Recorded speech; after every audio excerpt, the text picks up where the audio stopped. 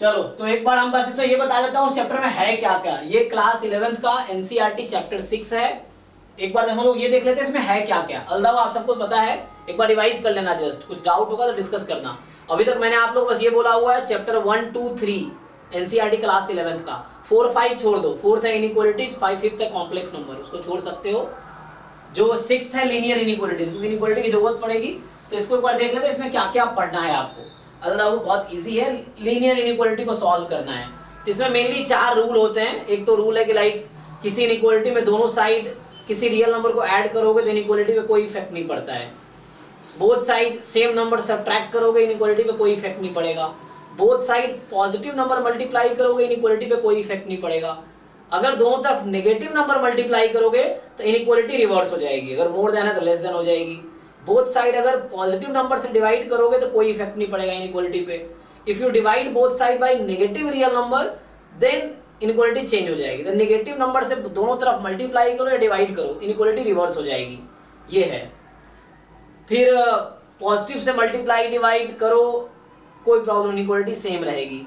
एक तो यही थोड़े रूल्स हैं जिसपे सॉल्व करने हैं आपको। और रेसिप्रोकल लेंगे तो भी इनइक्वालिटी चेंज हो जाएगी। हाँ, रेसिप्रोकल करने पे इनइक्वालिटी रिवर्स हो जाएगी। तो ये सब थोड़े रूल्स हैं जो यहाँ पे आप ट्राई कर सकते हैं। सो देखो इसमें क्या है, बस सीधा सा, बाकी आप ये चाहो तो ये स्टोरी पढ़ सकते हो, ये क्या समझाना चाह रहा है, ऐसे कुछ खास नहीं है। मेनली ये कहना चाह रहा है कि हमारे पास इसमें 4 तरह की इनइक्वालिटी आएगी। इसको बोलते हैं लेस देन, इसको बोलते हैं ग्रेटर देन, इसको लेस देन और इक्वल टू, और इसको बोलते हैं ग्रेटर देन और इक्वल टू। चलो मैं लिखता हूं 2 लेस देन 2। ये स्टेटमेंट ट्रू है या फॉल्स है? ये स्टेटमेंट फॉल्स है, फाइन। फिर 2 लेस देन और इक्वल टू 2, ट्रू या फॉल्स? ट्रू। हाँ ये ट्रू।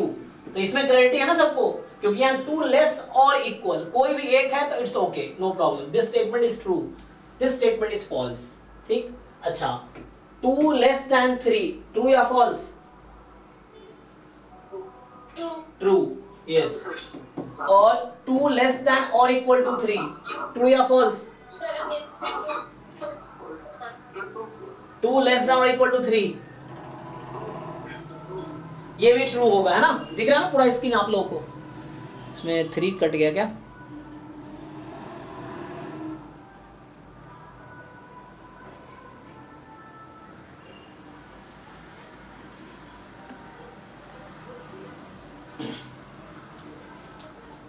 ओके, सो है ना, तो 2 लेस देन इक्वल टू 3 ये भी ट्रू स्टेटमेंट है। तो यहाँ लेस और इक्वल, तो एनी वन विल वर्क। तो 2 लेस देन और इक्वल टू 3, तो लेस देन इट्स ओके। यहाँ 2 लेस देन 3 है ना? सो ये ट्रू स्टेटमेंट था। This was a true statement, this was a false statement, this is a true statement, this is a true statement. इस तरीके से ये थोड़े बहुत बेसिक्स हैं जो आप जानते हो ऑलरेडी, है ना? तो ये इनइक्वालिटीज बोलते हैं इसको।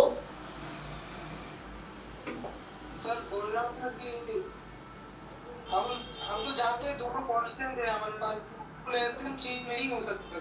तो मैं दो इक्वल है कि लेस देन कैसे हो सकता है? अगर मेरे पास x होता तो मैं बोल सकता कि ठीक है लेस देन इक्वल टू हो सकता है। हम जानते हैं यहाँ पे दोनों हम जानते तो ऐसे नहीं हो सकता। ओके, आपको ये पता है difference between and difference between, इन दोनों वर्ड में डिफरेंस पता है? जब और करते हैं तब हम प्लस करते हैं, और जब एंड करते हैं तब वो तो प्रोबेबिलिटी में करते हैं। हाँ, मैं बोलता हूं ए एंड बी, ए और बी, क्या डिफरेंस है दोनों में? सर एंड में और का मतलब ये दिया। So what you are saying is, यहाँ पे इसको क्या पढ़ते हो आप? किनको डाउट है इसमें? जिनको डाउट है बताओ, what do you read it? Clearly ढंग से पढ़ो। अरे उसको बोलने दो। सरवीन, यस यू टेल, जोर से बोलो। Sir 2 less than equal to 3 नहीं, इसको पढ़ेंगे हम लेस देन और equal to 3, this is the meaning of this. मैं इसलिए बोल रहा हूं और आ रहा है, एंड नहीं आ रहा। And means intersection, intersection means both must be true. यहां क्या आया है? और है कि एंड है? और मींस व्हाट? आइदर लेस और equal, any one will work, है ना? सो आपको क्यों लग रहा है ये स्टेटमेंट फॉल्स है? क्योंकि मेरे नोन वो कांस्टेंट नंबर है। नहीं, यही चेंज करना। आप जैसे लोगों के लिए मैं पढ़ा रहा हूं ये, ताकि बाद में आए गलती ना करे वहां पे जाके कि बड़े बड़े कॉन्सेप्ट सब पता है, एंड स्टेप में गलती कर रहे हो। सो यू शुड नो, यहां पे कह रहा है ये 2 इज लेस देन 3 और 2 is equal to 3. So either of the statements should be true, either this or this. If any one is true, that's okay. So आपको थोड़े से लॉजिकल अपने लॉजिक्स डेवलप करने होंगे कि व्हाट इज मीनिंग ऑफ और, या what is meaning of and. अगर मैं ये बोलता हूं यहाँ पे कि 2 is less than 3 and 2 is equal to 3, then this statement is false. What we are saying, 2 is less than 3 और 2 is equal to 3. So आप कह रहे हो 2 3 के इक्वल हो ही नहीं सकता, इसलिए फॉल्स है. तो हम कहां कह रहे हैं इक्वल है? हम तो कह रहे लेस देन है. We are saying ना 2 is less than 3, that's all. हम कहां बोल रहे हैं इक्वल है? हम ये कह रहे हैं इक्वल है क्या? हम तो ये बोल रहे हैं 2 is less than और equal to 3. So या तो लेस हो या इक्वल हो. So it is less, it works. तो आपके हिसाब से ये भी गलत होगा. So according to you this is also false statement. Sarveen tell, ये भी फॉल्स होना चाहिए. 2 तो लेस है नहीं 2 से. तो बताओ, अब अपने थिंकिंग को ठीक करो, है ना. एक होता है जो हम गलत जानते हैं उसको भूल जाओ, अनलर्न बोलते हैं ना उसको. अनलर्न द बैड थिंग या wrong thing and then learn the new thing और गुड थिंग. तो आपको सीखना पड़ेगा नई चीजें, या जो अच्छी चीजें सही चीजें वो सीखनी पड़ेगी. जो गलत चीजें आपको पता है उसको भूलना पड़ेगा आपको, सो दैट फ्यूचर में आपसे मिस्टेक ना हो. एंड बेसिक मैं इसलिए पढ़ा रहा हूँ कि बचपन से बहुत सारी चीजें दिमाग में हम गलत सोच रहे होते हैं, उसको ठीक करना है. हम लोग जब पढ़ते थे तो किसी ने हमको नहीं बोला कि और लेस देन होता है. और का मेंशन नहीं था. Yes. So here it is 2 is less than 2 or 2 is equal to 2. So 2 is equal to is fine. So any one statement is true, then it's okay. So this is true statement and this is also true statement. So this is true because 2 is less than 3. 1 is okay. And यहाँ 2 is equal to 2, that is okay. That's why both statement are true. तो आपको समझना और है बीच में, and नहीं. हम पढ़ते हैं 2, है ना, क्या लिखा है, इसको पढ़ेंगे 2 is less than or equal to 2. So here 2 is equal to 2, that's okay. Here 2 is less than 3, that's okay. So this is true statement. ठीक है, यहाँ और है. और means either is true, then it's okay. Then it will be true statement. Okay, तो आगे बढ़ते हैं. जैसे इस तरह का स्टेटमेंट आगे सॉल्व करना होगा. तो how will you solve this? Just divide both side by 30. So जैसे x लेस देन आ जाएगा 200 by 30. Since 30 is a positive number, so we don't have to change the inequality. ये इसमें रूल बताना चाह रहा है इसमें ये. अब ये 2 वेरिएबल है, उसको सिंपली सॉल्व करेंगे, लाइक, है ना. सो देखो यहाँ ये समझाना चाह रहा है. देखो यहाँ पे एंड लिख दिया, अब समझो. तो जैसे इसमें क्या है, अगर एंड लिख देगा तो प्रॉब्लम है ना. तो जैसे क्या रहता है जब यहाँ पे लिखा होता है, अगर मैं इसको बताता हूँ तो देखो जैसे लिखा हुआ है 40x plus 20y less than equal to 120. इसका मतलब क्या है? इसका मतलब, या मैं सिंपली समझाऊं आपको, जैसे हम लिखते हैं ना x less than equal to 2, तो इसका मतलब है x लेस देन 2 और x इज इक्वल टू, जब मैं लिख रहा था 2 लेस देन इक्वल टू 3, इसका मतलब 2 लेस देन 3 और 2 is equal to 3. So this is true. तो और में कोई भी एक ट्रू है, इट्स ओके. सो ये ट्रू है, दैट्स व्हाई इट वर्क्स. जैसे हम लिखते हैं 2 is less than equal to, इसका मतलब क्या है 2 is less than 2 और 2 is equal to 2. So this is okay. So और में कोई भी एक स्टेटमेंट ट्रू है तो स्टेटमेंट ट्रू माना जाएगा. ये मैथमेटिकल रीजन है, लॉजिक्स है. anyway, so यहाँ पे क्या कहना चाह रहा पता नहीं, छोड़ो ऊपर सॉल्व करें, इसको छोड़ दो. मैं कहना चाह रहा हूँ कि जैसे ये लिखा होगा तो इसका मतलब होगा यहाँ पे एंड नहीं आएगा, मतलब वो इसका क्या पर्सपेक्टिव पढ़ना पड़ेगा मुझे. मैं बस बताना चाह रहा हूँ कि जैसे इस तरह लिखता हूँ, इसका मतलब दिस और दिस, मैं ये लिखूंगा. अगर ऐसा लिखा हुआ है 40x plus 20y less than equal to 120, तो आइदर दिस और दिस, एंड नहीं आएगा. वो दूसरा समझा रहा है तुम्हें, तो पढ़ना पड़ेगा तुम्हें क्या कहना चाह रहा है ना.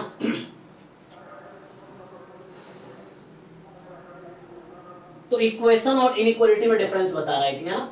ये कह रहा है स्टेटमेंट 3 इज नॉट इक्वेशन, तो ये इक्वेशन नहीं है, because equation means equality. Equation के लिए इक्वलिटी होना जरूरी है, that's why this is not equation, ये कहना चाह रहा है.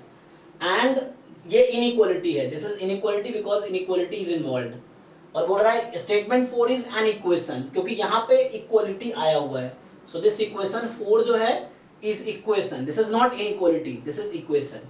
तो इक्वेशन और इनइक्वालिटी क्या है ना, जहाँ पे इक्वल टू का साइन है वो इक्वेशन होंगे, जहाँ मोर देन है, लेस देन है, more than equal to, more than और इक्वल टू, लेस देन और इक्वल टू, सो ये सब जहाँ साइन आएगा वो इनइक्वालिटी होंगी और यहाँ जो आएगा वो इक्वेशन होंगी। ठीक है, देखो कुछ एग्जांपल बता रहा है कि टू रियल नंबर और two algebraic expression related by the symbol less than, more than, less than और इक्वल टू, मोर देन और equal to form an inequality. तो इनइक्वालिटी होने के लिए इनमें से एक साइन होना जरूरी है। एग्जांपल है ना,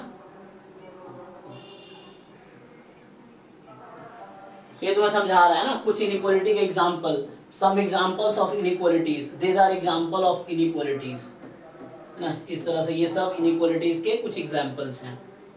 और दे आर लीनियर इनइक्वालिटीज, ये सब लीनियर इनइक्वालिटी हैं। ये क्वाड्रेटिक इनइक्वालिटी है क्योंकि यहाँ स्क्वायर आ गया ना। तो मैं अब आपको ये सिखा रहा था कुछ देर पहले, इसको सॉल्व करना सिखा रहा था। एक क्वेश्चन इसके भी लिखा था, एक दो क्वेश्चन इसका भी लिखा था, एक क्यूबिक का भी लिखा था। ओके, तो you can read it carefully. मैं सीधा आता हूँ पॉइंट पे, इसमें क्या क्या सीखने की जरूरत है। तो ये कुछ रूल्स बता रहा है, ठीक है।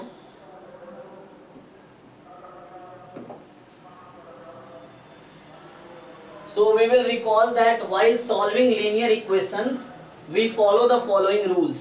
तो लीनियर इक्वेशन इस चैप्टर में लीनियर इनइक्वालिटी सॉल्व करनी है, या लीनियर इक्वेशन या लीनियर इनइक्वालिटीज कोई भी सॉल्व करेंगे। तो यहाँ इक्वेशंस का कह रहा है। अच्छा, तो जब इक्वेशन सॉल्व करते हैं तो ये करते हैं, है ना। तो इक्वेशन में कोई प्रॉब्लम नहीं है, दोनों साइड सेम नंबर ऐड कर सकते हो, दोनों साइड सेम नंबर डिवाइड कर सकते हो, सब्ट्रैक्ट कर सकते हो, है ना, मल्टीप्लाई कर सकते हो, नॉन जीरो नंबर डिवाइड कर सकते हो। सो कोई इफेक्ट नहीं पड़ता इक्वेशन में। इक्वेशन में इक्वलिटी होती है, ठीक है ना। तो ये बस बता रहा है तुम्हें कि इक्वेशन में क्या, इक्वल नंबर में be added or subtracted both side of an equation, both side of equation में be multiply divide by same non zero number. तो ये सब बचपन में पढ़ते आए, क्लास 10th 11th 10th में भी था।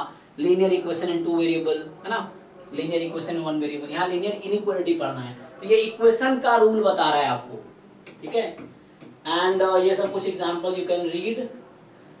अब कह रहा है कि we state the following rules for solving inequalities. So inequality solve करने के कुछ रूल्स बता रहा है आपको। ये मैंने बुक खोल रखा है, ये क्लास 11th एनसीईआरटी चैप्टर 6 है, आप भी गूगल करके डाउनलोड कर सकते हो, पीडीएफ मिल जाएगा। तो पहला रूल क्या है, इक्वल नंबर में बी एडेड टू और subtracted from both side of an inequality without affecting the sign of inequality. तो दोनों तरफ सेम नंबर ऐड सब्ट्रैक्ट कर सकते हो, इनइक्वालिटी पे चेंज कोई इफेक्ट नहीं पड़ेगा। सेकेंड रूल है, both side of equality can be multiplied or divided by a same positive number. Positive number से मल्टीप्लाई डिवाइड करोगे इनइक्वालिटी पे कोई इफेक्ट नहीं पड़ेगा। But when we both side are multiplied or divided by a negative real number then the sign of inequality is reversed. अगर negative number से inequality में दोनों तरफ मल्टीप्लाई डिवाइड करोगे साइन चेंज हो जाएगा इनइक्वालिटी का, ठीक है। ये कुछ एग्जांपल दे रहा है, ये तुम सॉल्व करके देख सकते हो, easily you can solve it, है ना। जैसे अभी इस तरह का क्वेश्चन मैंने दिया था आपको सॉल्व करने के लिए, तो पूछ रहा है इंटीजर सॉल्यूशन लिखो, रियल नंबर सॉल्यूशन लिखो, तो मैं रियल नंबर सॉल्यूशन पूछ रहा था। तो this you can solve easily, you know how to solve this equations, है ना। ये सॉल्व करके दिखा रहा है, तो ये सब सॉल्व कर लोगे ना आप, मुझे सॉल्व करने की जरूरत तो है नहीं, ट्राई करके आओ, एक बार देख लेना, अगर कंफ्यूजन है तो पूछना। ये सब सॉल्व करना सीखना है आपको। So you have to carefully solve करके देखो, क्योंकि आप एक अच्छे लेवल पे हो ना, we are not in class 11 12th now, तो इसलिए मुझे एक एक चीज बहुत डिटेल में पढ़ाने की जरूरत है नहीं, बस एक बार बस ये देखना है क्या क्या कॉन्सेप्ट्स हैं। फिर भी कंफ्यूजन कहीं है देन यू आस्क मी, ठीक है ना। तो ये सब कुछ सॉल्यूशंस हैं जो तुम देख सकते हो, खुद से सॉल्व करो।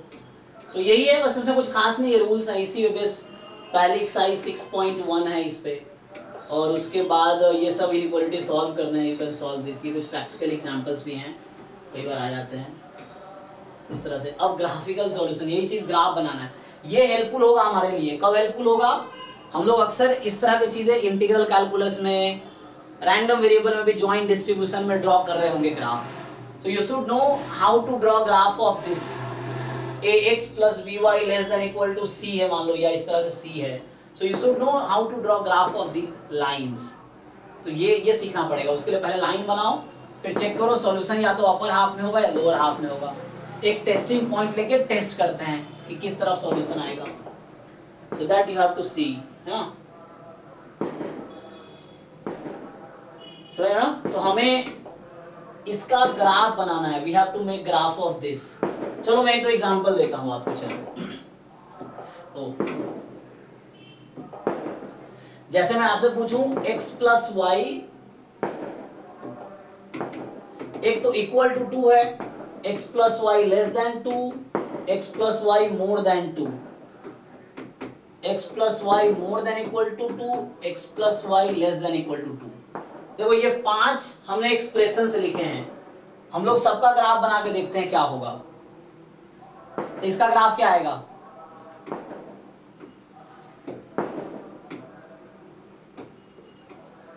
सो ये देखो, दिस इज द इक्वेशन. तो इसकी ये लीनियर इक्वेशन, इसका ग्राफ लाइन होगा.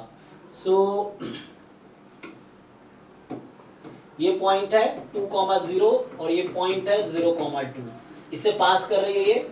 So any point lie on this line is the equation of that linear equation. अब आपको जैसे इसके बारे में जानना है, x plus y less, यहाँ इक्वल नहीं लगा हुआ है. So line will not be the solution of this inequality. तो इसका या तो रीजन अपर हाफ होगा या लोअर हाफ होगा. तो हाउ डू यू डिसाइड कि अपर हाफ है या लोअर हाफ है?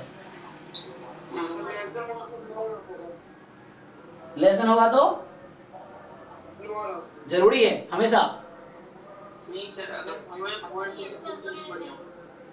जैसे 0, 2 और 1, 1 हाँ चेक करेंगे. वो तो चलो भाई पॉजिटिव कोएफिशिएंट है, ठीक है. अभी कोएफिशिएंट में नेगेटिव कर दूंगा तो रूल फेल हो जाएगा जो तुम कह रहे हो कि लेस देन में. सर तो फर्स्ट क्वाड्रेंट में ये सही है. चलो थोड़े तुम्हारा कंफ्यूजन दूर करते हैं. तो -x - y लेस देन 2, इसका सॉल्यूशन क्या आएगा?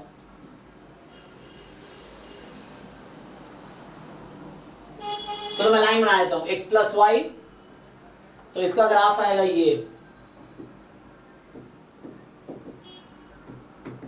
बताओ इसका सॉल्यूशन अपर हाफ होगा लोअर हाफ होगा? तुम्हारे हिसाब से लोअर हाफ होगा, लेकिन मैं कह रहा हूं इसका सॉल्यूशन अपर हाफ आएगा.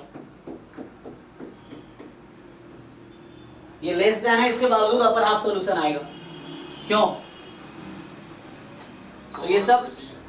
तो ये सब जो बचपन से जो थोड़ी बहुत गलत चीजें जानते हो उसको दूर करो. तो ये नहीं कि लेस देन है तो नीचे होगा, मोर देन है तो ऊपर वाला सॉल्यूशन होगा. ये सब गलतफहमी है. तुम्हें उससे पीछे की स्टोरी जाननी पड़ेगी कि ऐसा क्यों हो रहा है. यहाँ ऐसा नहीं हो रहा है. ये लेस देन है लेकिन सॉल्यूशन ऊपर की तरफ है. क्यों हो रहा है? क्योंकि कोएफिशिएंट नेगेटिव हो गया यहाँ पे. कोई टेस्टिंग पॉइंट ले लो, मान लो 0, 0. सो 0, 0 इज द टेस्टिंग पॉइंट. मैं चेक करता हूँ 0, 0 इसमें है कि नहीं है, है ना? तो मेरा पॉइंट है 0,0. मैं चेक करता हूँ 0, 0 इसमें है कि नहीं है. तो x को 0 रखो, y को 0 रखो, चेक करो. तो आएगा 0 लेस देन 2. ये स्टेटमेंट ट्रू है कि फॉल्स है? ट्रू है. इसका मतलब ये हुआ, the meaning is we tested origin in this inequality and this inequality satisfy this 0, 0 means origin lies in the solution of this inequality. तो origin तो इधर है, तो इसका मतलब solution इस साइड है. It's obvious, yes. So इसलिए ऐसा confusion नहीं रखो, क्योंकि वो बचपन में ऐसा होता था, लेकिन तुम बड़े लेवल पे आ गए हो, तुम्हें वहीं पे घुमाएगा एग्जाम में जहां तुम गलती करना मतलब करोगे. क्योंकि उनको भी पता ना, ज्यादातर बच्चों को पता है वो एग्जाम में सब सही कर लेगा. तो आपको वो पॉइंट में फंसाएगा जो क्रिटिकल पॉइंट है, जहां पे बच्चे गलती कर सकते हैं. ठीक है? तो क्या करना होता है?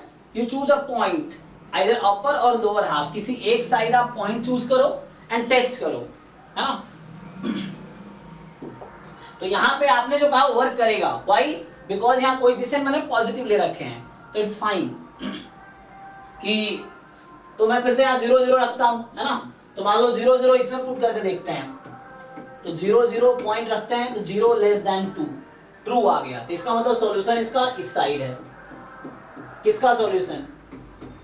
इसका सॉल्यूशन, और इसमें लाइन इंक्लूडेड नहीं है। इसका सॉल्यूशन क्या है, इसमें लाइन इंक्लूडेड नहीं है, तो इसका जब मैं ड्रॉ करूंगा तो डॉटेड लाइन आएगा, है ना। तो इसके सॉल्यूशन में ये लाइन इंक्लूड नहीं है, तो इसका सॉल्यूशन इस साइड जरूर है but line is not included, here also line is not included.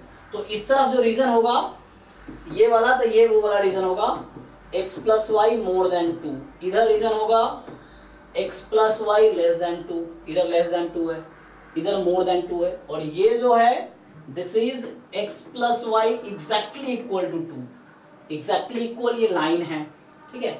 अब ये मोर देन इक्वल टू है तो लाइन भी आ गई और अपर रीजन भी आ गई, इसमें लाइन भी आ गई और लोअर रीजन भी आ गई इंक्लूडिंग लाइन, ठीक है ना। तो at least you should know how to solve this. तरह क्वेश्चंस खूब आएगा एग्जाम में हमारा।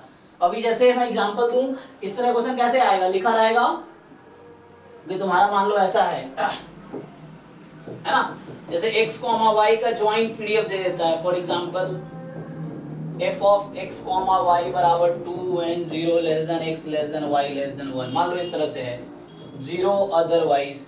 अब आपसे पूछ देगा कि what is the probability of x plus y less than 1, मान लो इस तरह से, सो ये पूछ देगा। So in that case you have to make the graph of this and then check करना पड़ेगा क्या हो रहा है, ठीक है। कुछ इस तरह से पूछ देगा आपसे, ठीक है। तो इस तरह क्वेश्चन सॉल्व करना आता है तुम लोगों को। अगर ये ज्वाइंट पीडीएफ है, probability of x plus y less than 1 निकालना है, तो then you have to draw graph. पहले तो इसका ग्राफ ड्रॉ करना आना चाहिए एंड देन इसका भी ग्राफ ड्रॉ करना आना चाहिए। फिर ये सैंपल स्पेस को रिप्रेजेंट कर रहा है, यहाँ पे ये इवेंट है, this will be subset of this. So आपको इस सैंपल स्पेस में इस पोर्शन को सेव करना होगा, you have to find over this region. तो यहाँ ग्राफ की खूब जरूरत पड़ेगी हमें, ठीक है। So you have to see this. इसका ग्राफ बना सकते हो इस रीजन का, देखो जरा। अगर मैं तुमसे पूछूं कि draw the graph of reason,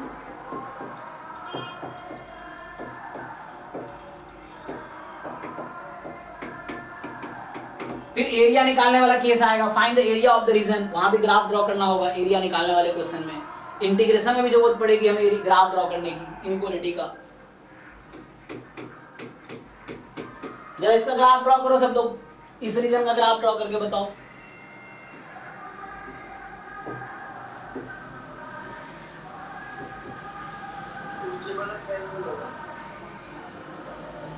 तो सबसे पहले हमें क्या करना होता है कि इनइक्वालिटी जहां भी है इक्वल टू लगा दो पहले, है ना। तो इक्वल टू लगा दोगे तो क्या होगा कि जाए, एक तो ग्राफ बनाओगे x is equal to 0, x is equal to y, y is equal to 1। पहले इसका ग्राफ बनाओ। तो x इज इक्वल टू 0 मतलब y एक्सिस, तो y एक्सिस का जो इक्वेशन है वो x इज इक्वल टू 0 है, ठीक। तो x is equal to 0 is y axis, x is equal to y तो ये आ जाएगा x is equal to y, y is equal to 1, यहाँ मान लो ये 1 है यहाँ पे y पे, सो ये ग्राफ हो गया y इज इक्वल टू 1। अब तुम्हें देखना है कौन सा रीजन है, तो यहाँ x पॉजिटिव था तो चलो इधर आ जाएगा x लेस देन y। अब मेन प्रॉब्लम है ये डिसाइड करना है, तो ये लाइन है तुम्हारा x इक्वल टू y, तुम्हें ये सोचना होगा अपर हाफ या लोअर हाफ, मतलब ये लोअर साइड या अपर साइड, कौन सा, कोई एक साइड ही होगा। अब यहाँ गेस नहीं करना है कि लेस देन है तो लोअर मोर देन, कौन सा होगा, लोअर साइड होगा।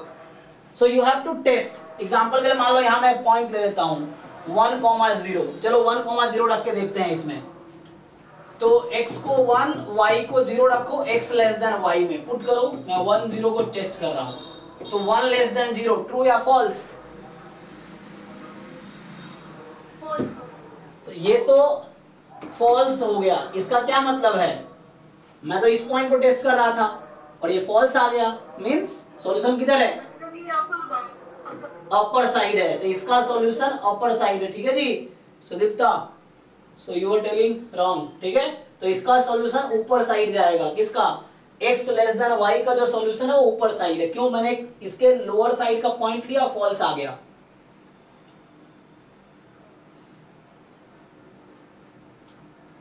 अगर ऊपर का पॉइंट लेता है ट्रू आएगा। You choose any point above the line, हमेशा ये ट्रू देगा। You choose any point below the line, ये हमेशा फॉल्स देगा। तो अभी क्या हुआ तो समझो फिर से, और ये था y लेस देन 1, तो y लेस देन 1 इस साइड है, तो y लेस देन 1 इसका सॉल्यूशन इधर, इसका तुम लोगों ने ये सीखा होगा पहले भी। तो इसका आंसर क्या आया देखो, तो एक तो y less than 1, x more than 0, x less than y, तो ये शेडेड रीजन है।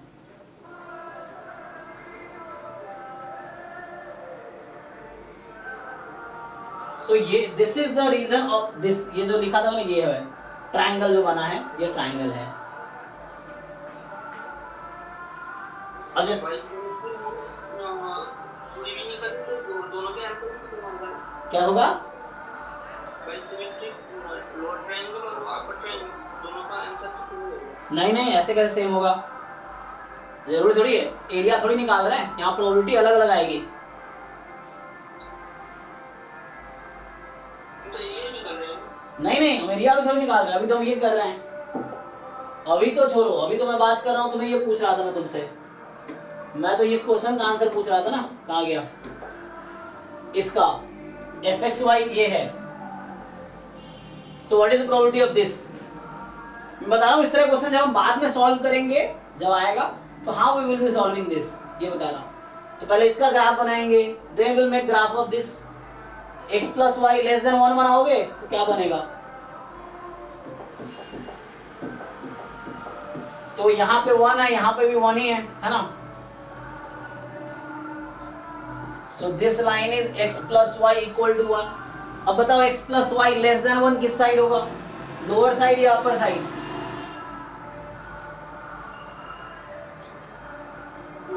तो ये पॉजिटिव है तो लोअर साइड, यस ठीक है ना, कोएफिशिएंट है, तो इस वाले पार्ट का हमें प्रोबेबिलिटी निकालनी होगी। So we have to make probability of this region, ये जो है ब्लैक शेड किया हूं ना, इस वाले पार्ट की प्रोबेबिलिटी निकालनी होगी, ये सैंपल स्पेस था ट्रायंगल, अब ये जो अभी ब्लैक शेड किया है वो इवेंट है जिसकी प्रोबेबिलिटी निकालनी होगी, ये सब बाद में हम देखेंगे, बस बता रहा हूँ कैसे ग्राफ हेल्प करेगा हमें। सो इसलिए बेसिक्स ठीक करना है सबको अपना, 11 12 से या JEE के क्वेश्चंस कर सकते हो आप, ठीक है।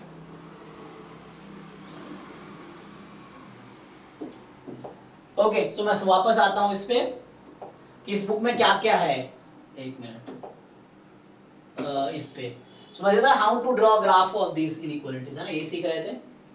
तो ये तुम्हें देखना है पहले, तो पहले ये कह रहा है कि जब इसका ग्राफ बनाना हो सबसे पहले इस लाइन का ग्राफ बनाओ, ये कह रहा है कि सबसे पहले इस लाइन का ग्राफ बनाओ, देन यू डिसाइड, एक टेस्टिंग पॉइंट लेके चेक करो अपर हाफ में सॉल्यूशन है या लोअर हाफ में सॉल्यूशन है,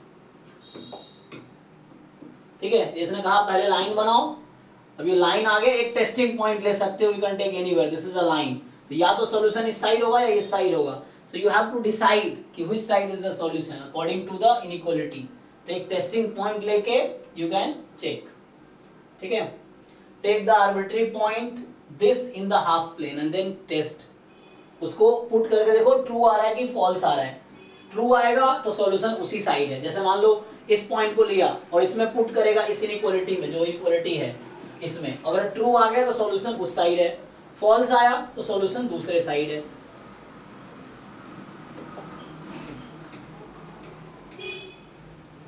ठीक है। तो ये हमारे पास है, और जिस साइड सॉल्यूशन आएगा उसको बोलेंगे सॉल्यूशन रीजन, यही कह रहा है कि जिस साइड सॉल्यूशन आएगा the region containing all the solution of inequality is called the solution region, ठीक है।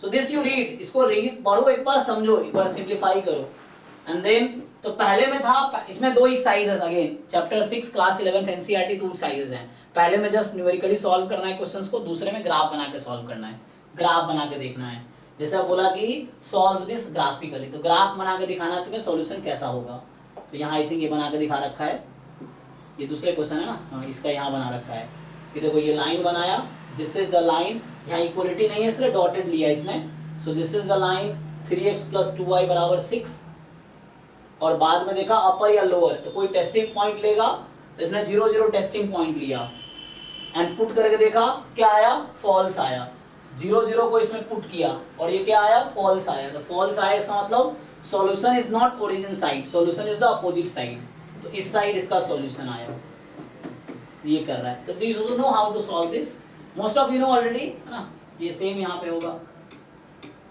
तो यहाँ पे आया था 6.2 एक्सरसाइज, ये सब ग्राफ बना के देख लेना एक बारी, कुछ क्वेश्चन कर दो, समझ आ जाएगा। उसके बाद अब 2 और 3 इक्वेशन एक साथ, तो उस पे आएगा। अब जैसे 2 वेरिएबल में सिस्टम ऑफ इक्वेशन मतलब ग्रुप ऑफ इक्वेशन। जब सिस्टम ऑफ इक्वेशन की बात करेंगे तो ग्रुप ऑफ इक्वेशंस है, मोर देन 1 इक्वेशंस होंगे। अब उसको सॉल्व करना है। जैसे इन दोनों इनइक्वालिटी को एक ही ग्राफ पे सॉल्व करना है। देखो एक लाइन इधर है, इसका सॉल्यूशन इस साइड आया, एक लाइन इधर है, इसका सॉल्यूशन इधर आया, तो दोनों का कॉमन सॉल्यूशन ये हो जाएगा। ठीक है, तो ऐसे देखना, इसका इधर इसका इधर, तो बना के देखना होगा। 1 by 1 you draw and then see the common solutions. तो ये सब भी हमें हेल्प करेगा आगे। ठीक है, तो ये थर्ड एक्सरसाइज है। यहाँ पे 3 एक्सरसाइज आ गई ना। तो थर्ड एक्सरसाइज में ये है कि मोर देन 1 इक्वेशन को एक ही ग्राफ पे ड्रॉ करना है। ये है जस्ट समझने के लिए, सीखने के लिए। उसके बाद फिर ये मिसलेनियस एग्जांपल और एक्सरसाइज होते हैं। सो ये है। So this is the chapter 6 class 11th NCERT inequalities. एक बार जस्ट गो थ्रू हो जाओ, you just learn the rule of inequality, then how to solve and then graph कैसे बनाते हैं, फिर रीजन कैसे सिलेक्ट करते हैं, वो सीख जाओ। दैट्स ऑल, इसमें इतना ही है। ठीक है, तो आज के लिए क्लास में स्टॉप करूंगा।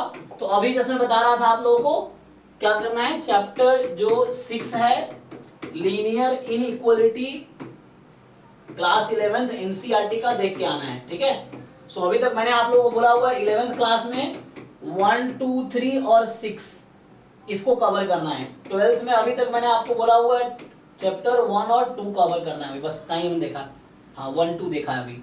सो this you have to see 1, 2, 3, 6 और 1, 2। आगे अगले क्लास में पहले इसको सॉल्व करके आओ इन लीनियर इनइक्वालिटी। उसमें कुछ डाउट रह जाएगा, then I will discuss further. तो अगले क्लास में उसके बाद मैं अगला चैप्टर डिस्कस करूंगा। मे बी क्लास 12 का तीसरा चैप्टर क्या है, मैट्रिसेस, उसको भी छोड़ दो। डिटर्मिनेंट, हालांकि matrices determinant is the basic of linear algebra, उसको मैं एंड में डिस्कस करूंगा। अभी लीनियर अलजेब्रा का फंडामेंटल मैट्रिसेस एंड डिटर्मिनेंट ही है। तो 12th क्लास के बहुत सारे कॉन्सेप्ट जो आगे खूब यूज होगा, क्वेश्चन भी खूब आते हैं उस पे, जो लीनियर अलजेब्रा आपके सिलेबस में है, तो बाद में डिस्कस करेंगे। तो अभी मैं पहले इसके बाद 1, 2, 3, 6 हो जाएगा। पहले मैं कैलकुलस वाला पार्ट करके फिर आगे बढ़ूंगा, फिर वापस आएंगे दूसरे पे। ठीक है, तो चैप्टर 6 पहले कंप्लीट करके आओ, फिर मैं आगे बताऊंगा क्या करना है। अल्लाह आप पूरा कंप्लीट कर सकते हो।